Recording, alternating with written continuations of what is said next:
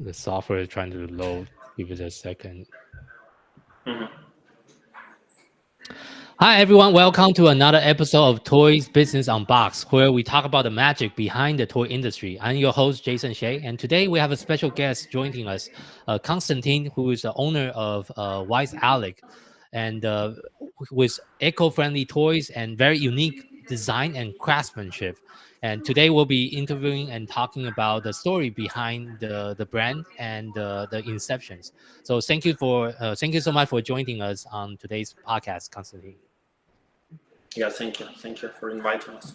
Yeah, can we start out by sharing with the audience on what was your inspiration behind starting Wise Alex, and what was your vision behind the brand? So we started it at 2015 when we have some unique features and some unique things that we do. All our production is in Ukraine. And at 2015, we thought that we have some great toys in Ukraine and we want to export them to all over the world. And our own brand, Wise Elk, is building blocks, like small ceramic building blocks that you glue together to build different models. And we started working with them when our partner, like they had a facility that produce frames, like ceramic frames, and those were usually the leftovers from the frame. And we just was Mm. playing around and building something from those leftovers. And that way we actually started the product. We played with our bricks ourselves. We liked it, and we thought, why not? Why not start to build toys from this? And we found a lot of followers who wants to play with our toys also. Yeah, and I know one of your focus with your brand is really on the eco-friendliness and using a lot of the natural materials. How does this commitment influence how you design the product and like all the different product you currently are offering as a brand? So we have this as our feature. We use ceramic bricks, which is like great for us. It still puts a lot of extra effort to make it as reusable, as easy to use as plastic bricks or anything like that.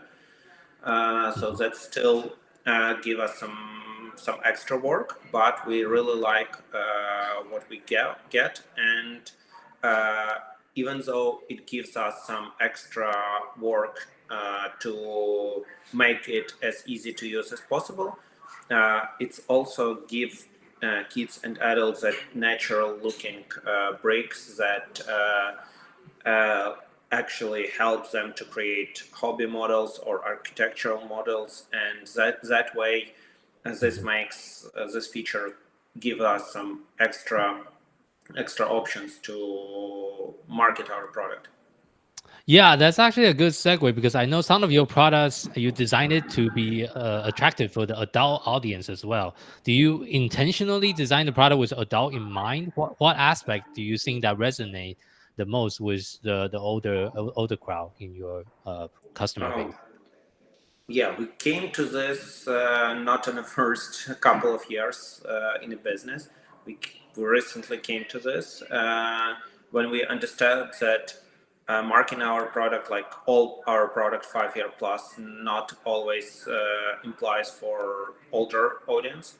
Mhm. We understood that we need to separate to our lines, like smaller buildings or like school project buildings for kids, and more Mhm. like a big hobby items for adults. We see this as a huge potential market for us.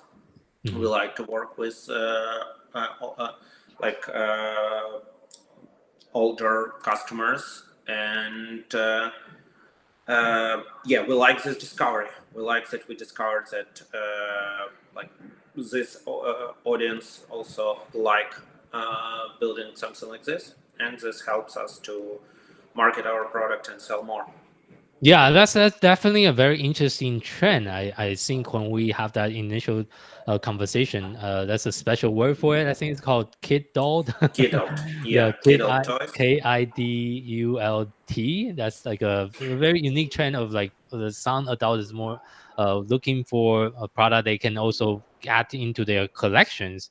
And do you find any particular challenge when you come to product development when you are trying to make sure your product is attractive to both the younger people or the kids and also the adult at the same time? Or do you how do you kind of incorporate that? Yeah, for kids, like when you work with kids, it's like look alike. It's enough to be attractive for kids.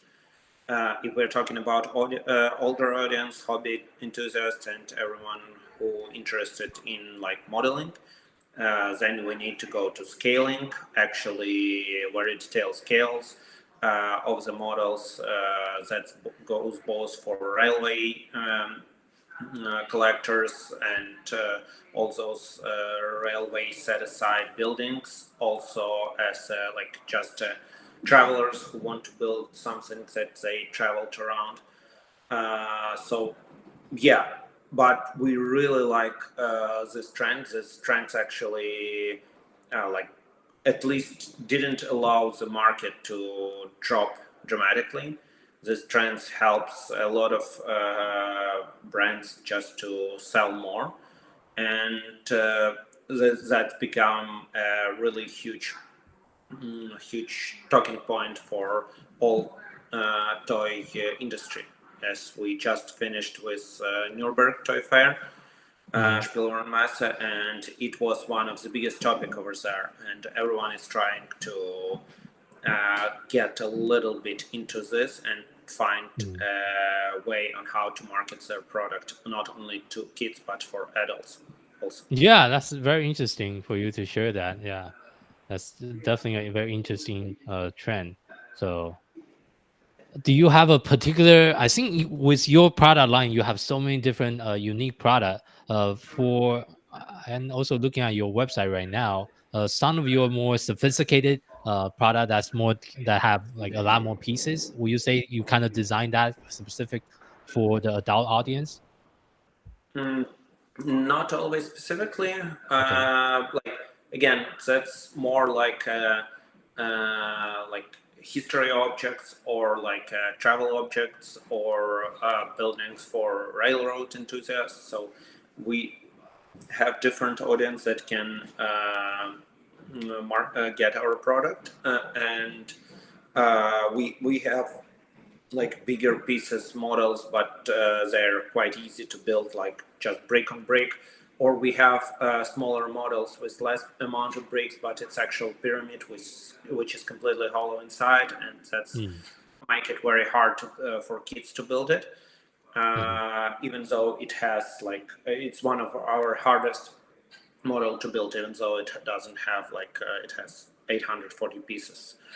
Mm. So yeah, that's that's a case for us, and we just try to give like older customers what they like the correct scale or the more historical buildings, or Mhm. just some like just the kids models that can be also fun for adults just to spend some time after work, just to relax and have some good time. That's like one of the drive of this trend is when people were really anxious and all the COVID things, all the closeouts started. And Mm. after that, a lot of adults just trying to find anything to relax. Then we saw a huge trend in puzzles, painting, all the hobby art stuff. And Mhm. after that, it just developed into a lot more. Okay, yeah. Thank you for sharing that, and that's very interesting as well. And I know all your toys are made in Ukraine. How does that particular, I guess, identity influence the brand when it comes to marketing or perception? Because I know a lot of the toys brand that's well known that they most of them are actually made in China, as we all know. Does that create a particular challenge to have everything made in Ukraine? It's a really big, like bigger goal for us to develop more brands here and to bring more brands to international market. In Europe, there is like some countries where you have like a huge amount of producer of toys just because of like like people thinking or anything like that. Nearby country Poland is really huge with toys. And in Ukraine, we have factories that produce plastic toys. We have factories that produce wooden toys. We have factories that produce like plush toys. There is a lot of opportunities here. Current situation in Ukraine is really bad, and but we try to work all together as a toy industry just to develop everything that we can. We just, again, we've been on Pavilion like all together.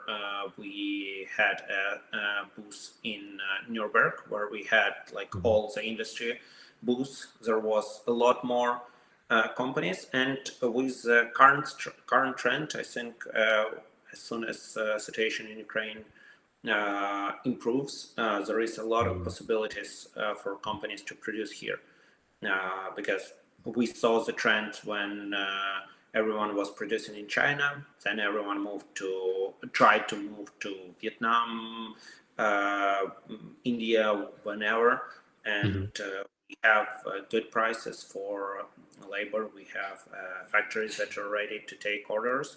So I think we can be a huge part of the industry in the future. And some of like e-gears were born in Ukraine, which was a huge deal breaker for puzzles and 3D puzzles.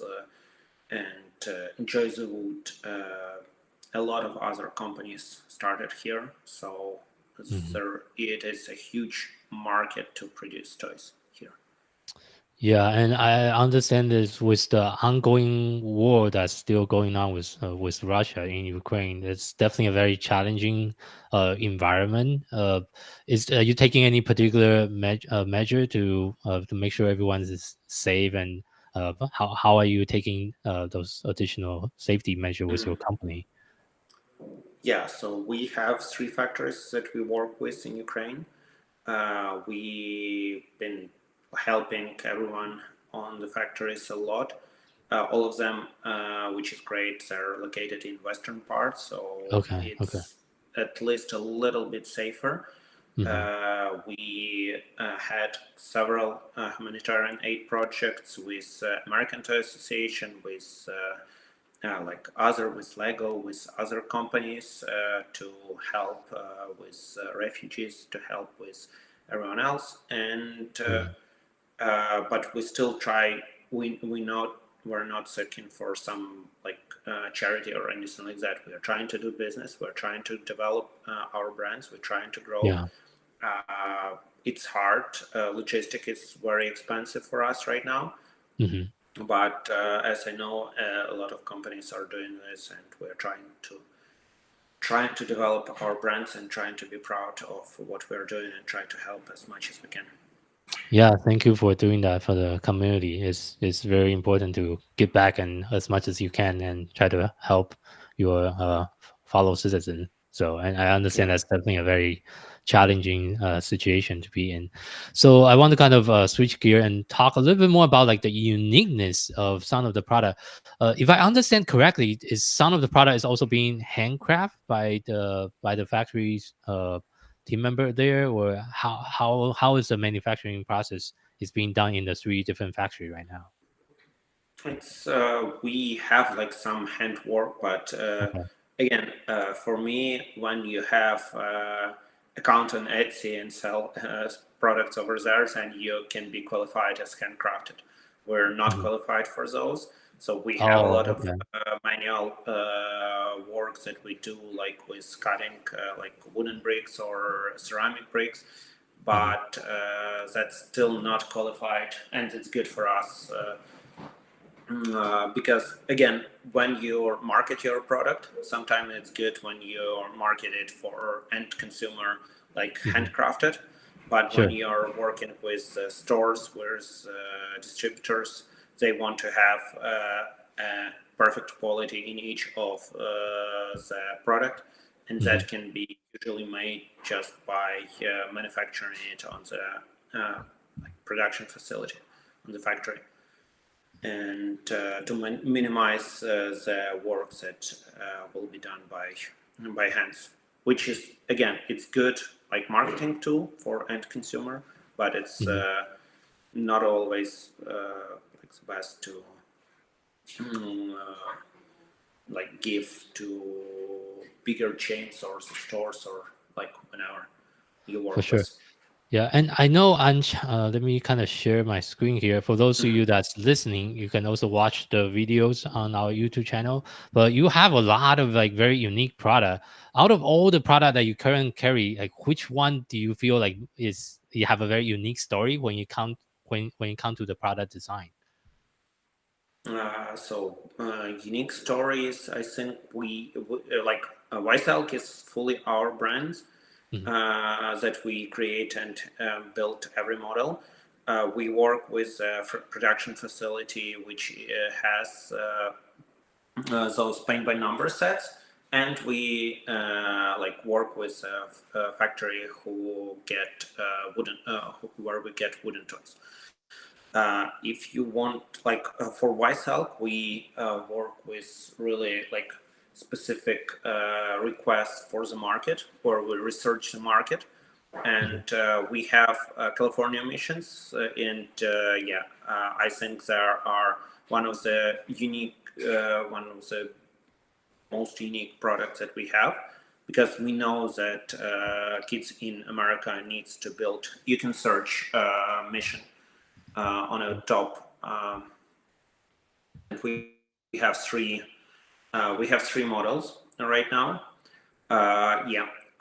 We know that kids in California need to build a mission for the school project at I don't remember at which grade, but I just need to figure out. So they do it usually from sugar cubes. They do it from whatever materials they can find. And we thought that that's a great market for us. We can help them. We can prepare everything that they need, do it in a correct scale, give some objects that helps to create a unique story around the building. We also, this is one of the products that we have with all that paste put on top of the bricks, so the building looks completely like really, really beautiful and unique. And Okay. that's how we try to do business for us. We try to search for products that can easily help people to deal with their issues, with their needs, and we try to develop it and bring it to market. Yeah, so each of the brick is actually individual piece by itself. Okay, so yeah, Individual piece, and okay. they build it together. It's 1,200 bricks to build it together. It comes with a paste, with a glue, with everything that you need, and it's just helps kids to create the great project and spend more time with parents, like learning about the mission and not just searching for sugar cubes or for anything or from for ice cream sticks or whatever they can build it from. We try to prepare everything in the one set, and that's why we think that this is a great product for everyone. I see. And they glue it together, right? That's Yeah, how. they glue Okay, it good. together. The white glue is on the leftovers there, and also the great thing for the product is they can rebuild it by putting it in water. And if they want to build something else, they can put they can buy Elmer's glue or use the same glue and build it again. Oh, I didn't know that. Okay, so they can Yeah, actually so take it's it apart and rebuild it too. Okay, I didn't know that. Okay. yeah, that's we try to make it as easy to use as Lego, as usable as Lego, but still from natural ceramic bricks. Okay, okay, that's really cool. Okay. And I think so this is very interesting product. And when you come up with the design, do you did the design drawing first, then you come up with like can you walk the audience through how you come up with the design, and how do you come up with like the material to use, and maybe kind of talk a little bit about the of course not very in depth, but like the basic of the product development process for your brand. Yeah, again, like for this objects, it's easy for us. We work with historical buildings. We work with the buildings that everyone knows how to looks like. So we have a special program, like basic CAD architectural project program, that helps us to separate those pictures or drawings of the building to individual pieces. Then we try to use as much of our like prepared and basic bricks that we have, but sometimes we just need to create a special bricks for each of the models, which 3D printers or like special molds help us to do. And yeah, we just try to recreate it in a bricks. That's easy for us. We don't need to like think about how can I don't know how can some kind of plush toy can look like. We have a design. We just need to recreate it in our own bricks. Okay, okay, okay, yeah. So as we kind of winding down to the toward the end of today's interview, if you have a one piece of advice that you want to share with someone else that's either already in the toy industry or starting out in the toy industry, what would be the advice you'll give to the follow people that's the listener that will be interested to learn more about the toy industry? Yeah, toy industry is really fun. It's a lot of work. Don't think that it will be like one day you become a millionaire or something like that. It's a lot of work, but Yeah. it's very like very interesting and unique part of work, because there is a lot of independent toy stores that if you have good products, they will help and support you. There is a great community in the States and all over the world of toy makers. So Mhm. this is like we are one of the unique markets, especially in the United States, where we Mhm. are not like totally 100% big box. We are a community. We help each other, and just take your toy, bring it to the show, bring it to like sales reps, stores nearby. Do the work. It will be fun, and there is a lot of people that will help you. Mhm. I see. Yeah. Thank you for sharing your a little bit piece of advice. So, where is the best place for people to find you? They can look Wise Elk .us on a web page that you shared a couple of minutes ago. They can look on Amazon, Walmart. We are in Michaels. We are in yeah, and a lot of independent toy stores. We like to work with them, and yeah, people can find our products there. Okay, sounds good. Thank you so much for being on the show today and sharing your story and sharing your experience with the follow audience. And thank you much. Thank you so much again for your time. So. Thank you. Thank you.